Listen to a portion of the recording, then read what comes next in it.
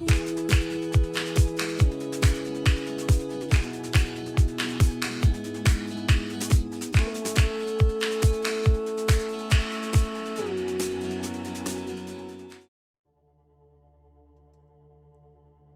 we are. In a room. A bunch of self-identifying young women. And allies and non-binaries. And in separate rooms, you should also say, being women. You know how the women's song goes. We are strong. We are brave. We are born leaders. We are fierce. We are not to be underestimated. We are enough. We are beautiful. We are powerful. We are unstoppable. We are incredible. We are talented. We are blah, blah, blah, blah, blah. We are flipping bored. There's not a chorus that could communicate our discontent sufficiently. We want to cause some mischief. We want to dance on bar tops with or without tops on. We want to rob a bank and get away with it so we wouldn't have to sit here day after day thinking about which grant to apply for, which job might last past a recession. We want to rip down the walls, hiding horrors of hapless politicians and just take over, start over. Bulldoze their basicness into a renewable energy resource to light up a new world, alongside the raging fires that fuel us. And burn us. And drain us. And char us. We may be enough, but we have had enough of strong and brave and beautiful being enough. We want to be criminals.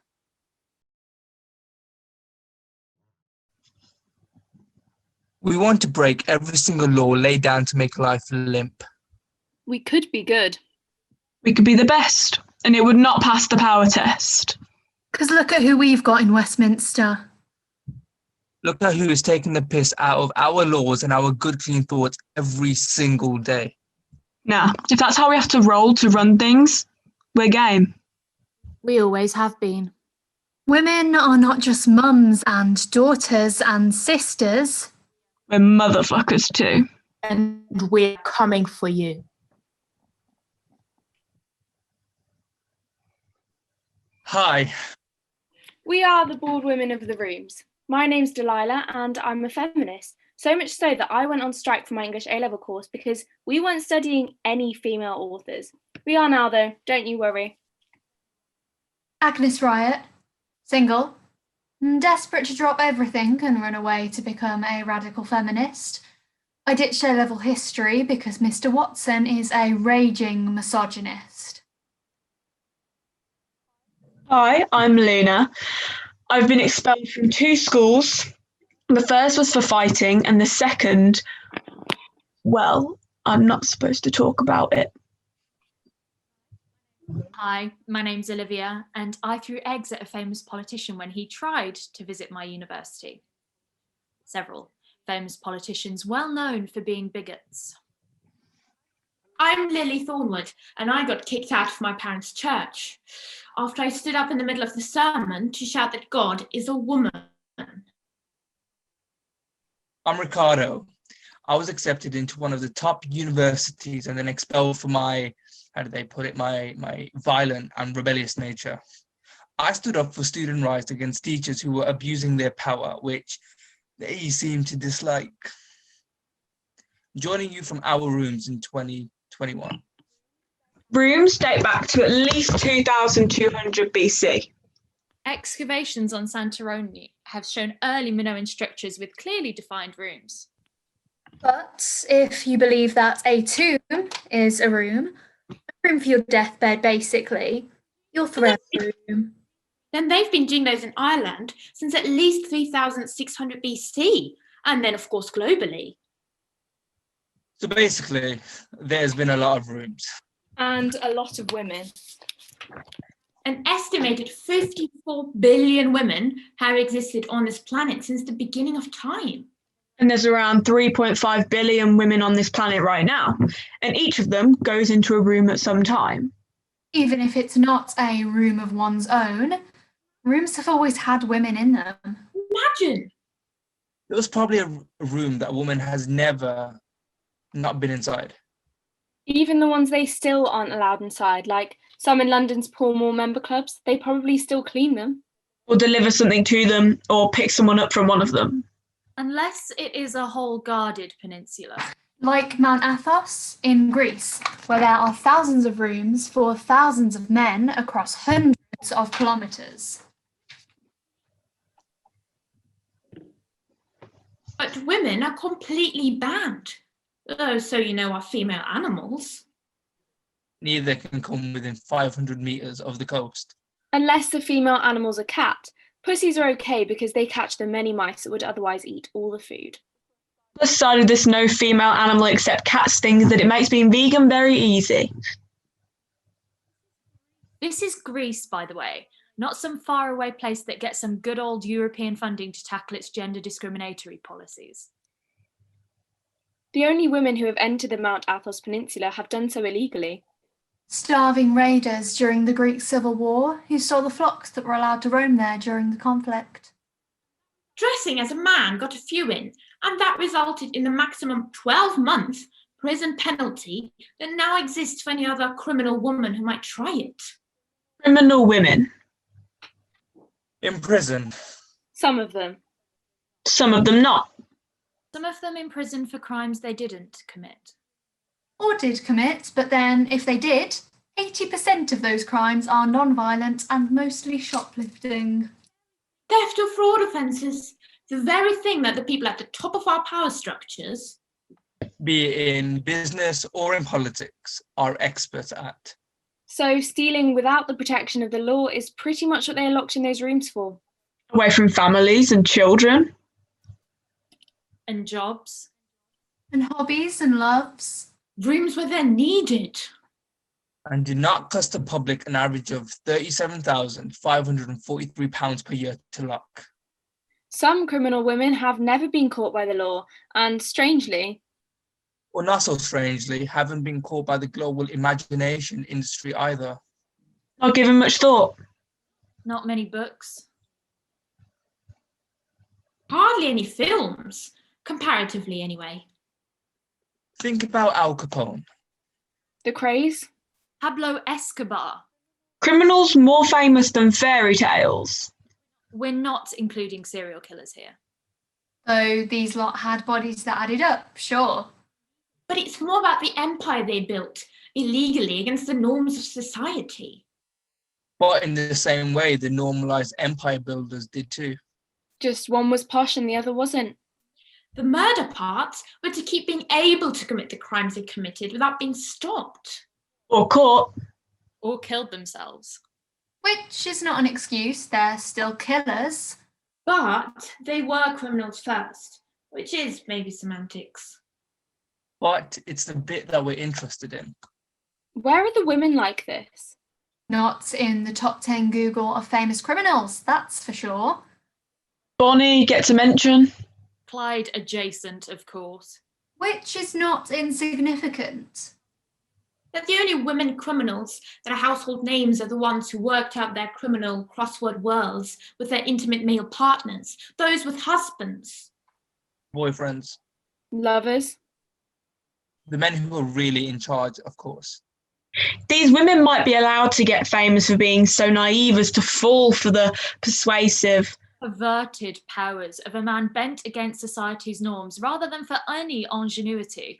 Or lawless ferocity of their own. And we think, yeah, maybe it's too many hours in our rooms on Zooms drinking rosé. But our thoughts on this are simply that if we do not recognize the bad shit, The fact that women since time immemorial have been motherfuckers too. For money, power, For fame, and without any moral awakening at the end.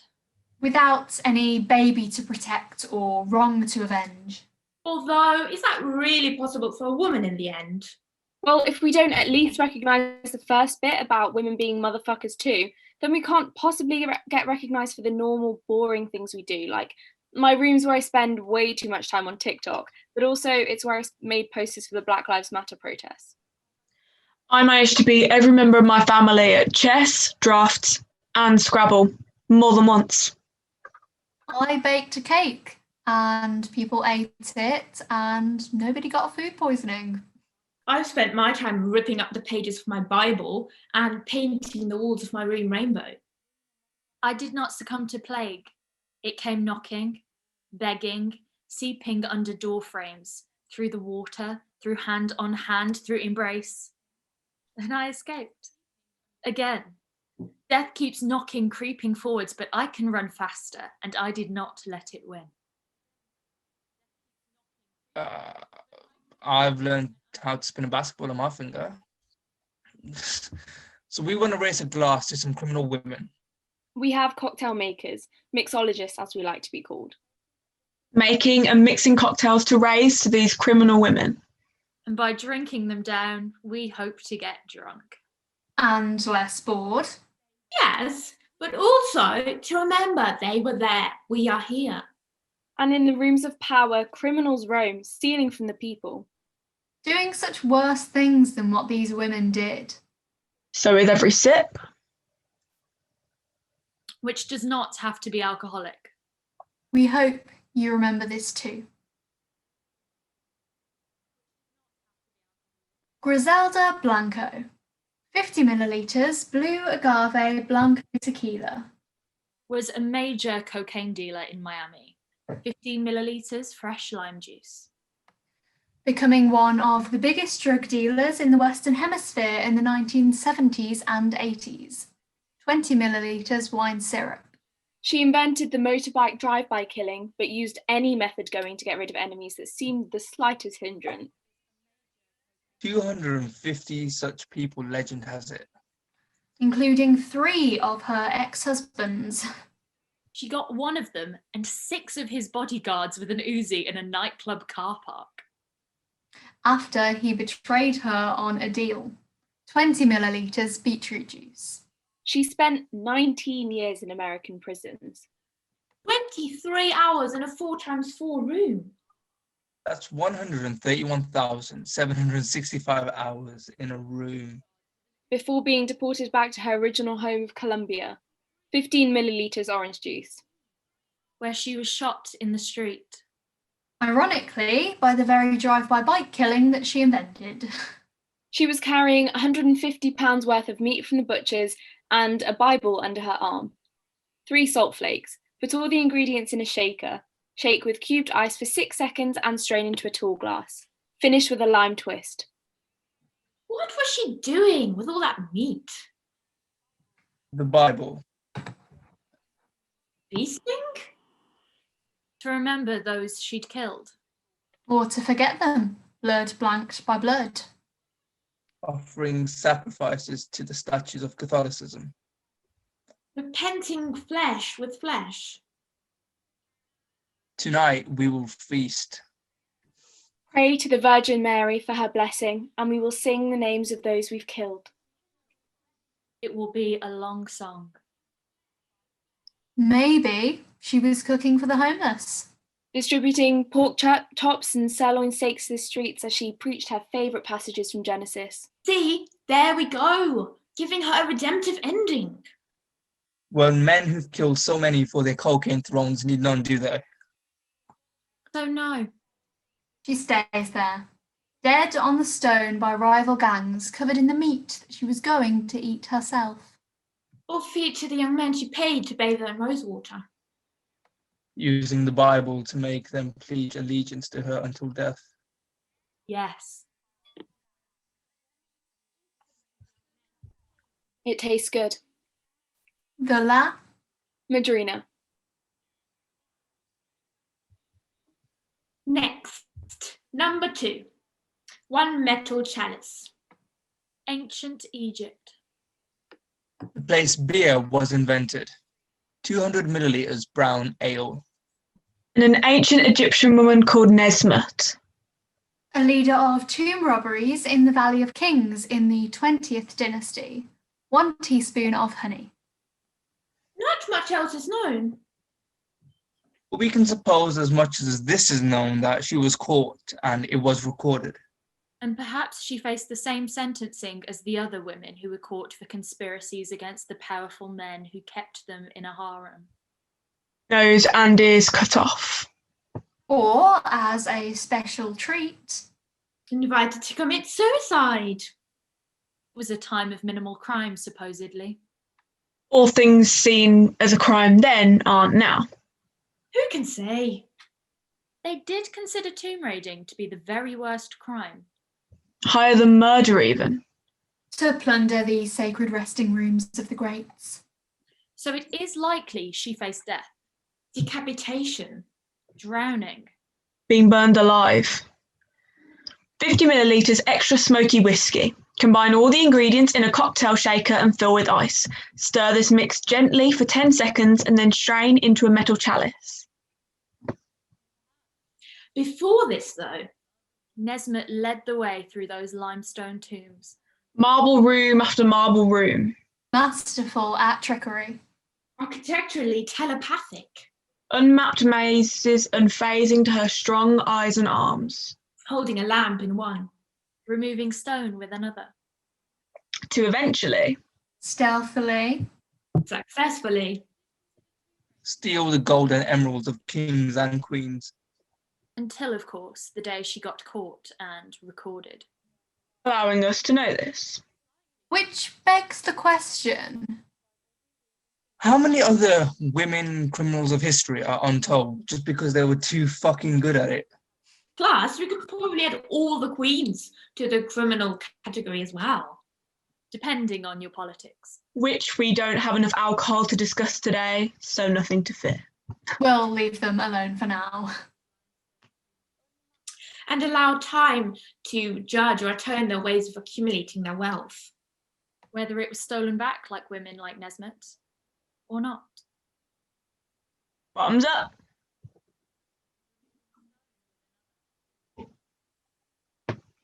The Tomb Raider. Number 3. Jingxi. Madame Ching. Terrorised the China seas in the 1800s. 2 drops of poppy seed tincture. Has appeared on bit parts of screen. Including Pirates of the Caribbean. But here, She is solo. Leading alone. As she did back then. with 40,000 men. Women and children under her unforgiving wing. The most successful pirate in the whole of history. 50 milliliters dark rum.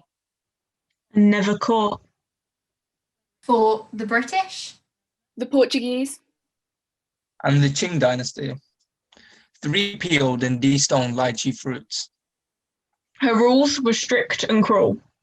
though sometimes pretty good, it could be said. No pirate was to steal from any villagers that sold them supplies. Pirates who raped female captives were beheaded. Yes. But then consensual sex meant death for both parties. Legs wrapped with cannonballs. And thrown overboard. Any disobeying at all of the rules meant her head chopped off too, so, 25 millilitres sweet and sour. She started her career as a sex worker and at 26 married a notorious pirate. Had 2 kids. And when her husband died 5 years later, Took the whole enterprise over. And expanded it to be the force that only the Portuguese could eventually get to surrender years later. When Ching hung up her eye patch. opened up a brothel. And married her adopted son. Having 2 more kids with him. In her 40s. We've been told so very many lies, haven't we?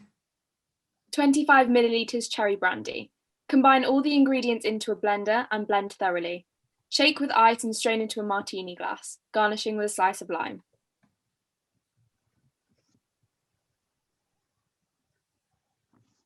What did she do with all that money? Made on the back of beheaded necks. And young girls having sex with whoever could pay. I mean, she must have made sure she gave plenty of it to her family. They were all around her bed at home when she died. Crying. Crying for this criminal woman. Their mother. Their friend. What would they spend it on? This one is strong. The Ching Cherry Martini. Marion Boyd had 9 children who survived childhood in 16th century Scotland. So that was pretty good going. Maybe she thought it was luck, or maybe she thought it was the double power of Protestant prayer from her husband. James Hamilton. 2nd Earl of Abercorn, who did a lot of Irish colonising for King James. And her own Roman Catholic council. Unusual pairing for the time, and perhaps this is why, as thanks for the 9 surviving, She promised her priests she'd raise her kids Catholic. This one is non-alcoholic. Ironic, yes. Blind eyes were given to this wish until her husband died. Then she was excommunicated from the Church of Scotland. and locked up in Edinburgh's Tolbooth cells for 2 years as an uncharged criminal. Awaiting charges for believing in the same God but differently. Take time to make your own iron brew simple syrup by pouring a can of iron brew into a pot, warming it through on the stove until it reduces to a syrup consistency, and then chill. 2 years it took for the laws to decide that there wasn't a charge to be made. And the cells were needed for witches and whatnot, so she was put on house arrest at home in West Lothian to make sure she didn't sneak out to meet Catholic priests. Who had to keep things under wraps. But were not under house arrest themselves. She died soon after she arrived. Half a shot of ginger and lemongrass cordial. A criminal woman without being charged of a crime. Detention without trial. Still all the rage right now, of course. I hope for that time Marion couldn't leave the house, she found a room with a window overlooking the green hills and spotted orchids of Duntervie. Maybe asking a remaining child to pick some to put in a vase so she could see them. Even when it got dark outside. With their pink or purple spots and stripes on their three-lobed lips. Perhaps she imagined walking in the sharp, fresh air without a guard.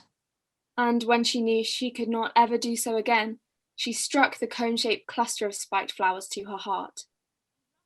And made its chambers split apart to escape room after room of nowhere to go, to finally flow freely through the Scottish hills and castle walls. But who really believes in ghosts? Shake the shot of ginger and lemongrass cordial and half-shot iron brew syrup over ice. Strain and serve in a gimlet glass. Marion's mocktail might be one of your 5 a day. So finally, death, the Black Widow. As Linda Calvi has been nicknamed. 75 millilitres black vodka. East London, born and bred. A loving 1950s Stepney childhood. Working the Roman Road market, selling wigs with her mother. Till she fell in love with a bank robber. Married him and lived happily till Linda was tipped away into a getaway driving after her husband was shot dead by the police during a botched bank robbery job. And soon after, she was the one with the guns out. And doing the getting, not just the getting away. Plenty of ice. Vodka, lime and soda was her favourite drink after a hard day's work. 5 millilitres fresh lime juice. Bursting through heavy doors to demand bags filled with cash and rings and all things sellable. 1 teaspoon edible pearl dust. She tells it better in her book. Written this year. After 18 and a half years in a prison cell for murdering her then husband, apparently. 5 millilitres simple syrup. Shake all the ingredients together, add extra pill dust to the bottom of a coupe glass and strain cocktail into it, stirring or adding more pill dust if needed for shimmer. She denies it. The murder of him. Not her life of crime of leading armed robberies around London. Of being proposed to by the men who did what she did. But whose names go down in history. Charlie Bronson. Reggie Cray. Saying no thanks, doing things her way. This drink's for you. Sip it slow. The Black Widow. And so, what about us now? You. Still in our rooms. Still unsure of what we can do that's really a crime. Or still not really a crime in the eyes of ethics, only politics. Or a crime that would get some of us punished and others of us celebrated. Yep. But at least now we're a bit pissed. High on halal fizzy Haribo. Or the meditative melody of proper green tea, whatever is your fix. You think we have been here to bring you what we brought you. Dubious drink recipes. And a gaze. A bored women in a room gaze on other women who were doomed by the sort of society we say we don't want. But we still build, who are mostly, Except our Scott. Obviously, not very nice women. If you add everything up, but then whoever does. It's confusing as fuck. but we've still got stuff to celebrate, right? Like something I'm celebrating is the fact that I'm going to make more of my own choices without caring what my religion or the people think of them. My future is going to be full of celebrations. I can already tell. Celebrations of being the first woman to have kids while being CEO of a FTSE 500 company, or the first female prime minister under the age of 20. Who knows what I'll do, but I'm excited for it anyway. When I get into university next year, that will be just the beginning. The future's bright, I know it. And I finally finished my murder mystery novel, starring a female killer, of course. I've dedicated my time to work on my fitness towards my ideal body. I'm celebrating the miracles that have happened during the hardest of times. Love, learning, progress, how happiness can be found in the darkest of times, the future we can build together. We hope we told it how we could. Pass it on.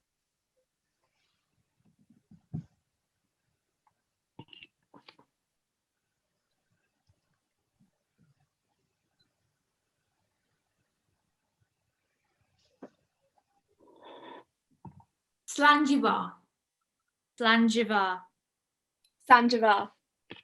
Sanjivar. Slanjivar. Slanjivar.